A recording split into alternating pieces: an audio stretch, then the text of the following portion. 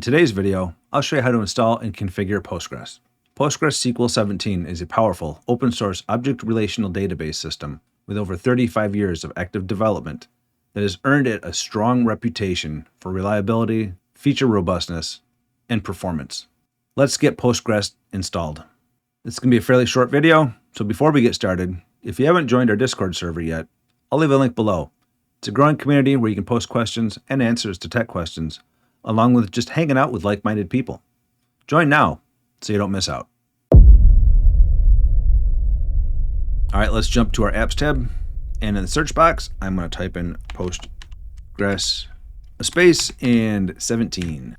And there it is. Once you find it, go ahead and click Install. As always, let's check the Docker allocations to make sure that the port number is not in use. Scroll down, find Show Docker Allocations, and expand that. We'll go back up to the port here, 5432. Double click on it. Control F on the keyboard shows two results. They're both right there. There's nothing listed down in the allocations, so that port number is good to go. Go ahead and close out of that find feature. Next, we've got the path to the app data. That's good where it's at. Going to move down. Next, we've got variable Postgres password. This is the password for the Postgres database that we're going to set up. In the demo server here, I'm going to put in Postgres as the password, all lowercase. Next down, we've got the variable Postgres user. Once again, I'm going to put in the same thing, Postgres. And the last option down here, the variable Postgres database. This is the database that is going to be created. Once again, Postgres. I find that when you're setting up the initial database information, it's easiest to remember if you just have the same thing for the user ID, the password, and the database name.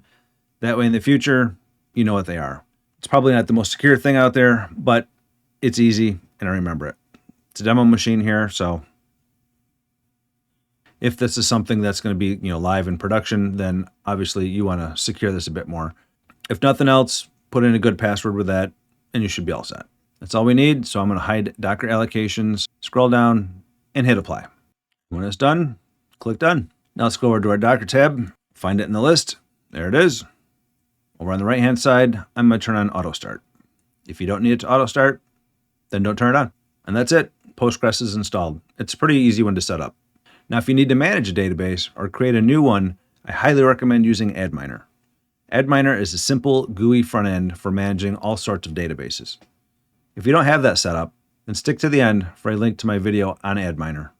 That being said, if you found this video helpful, make sure to hit the like button and subscribe to the channel.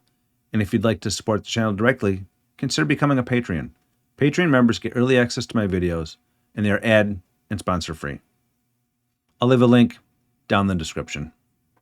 Until then, check out Adminer or this other video, and I'll see you in that one.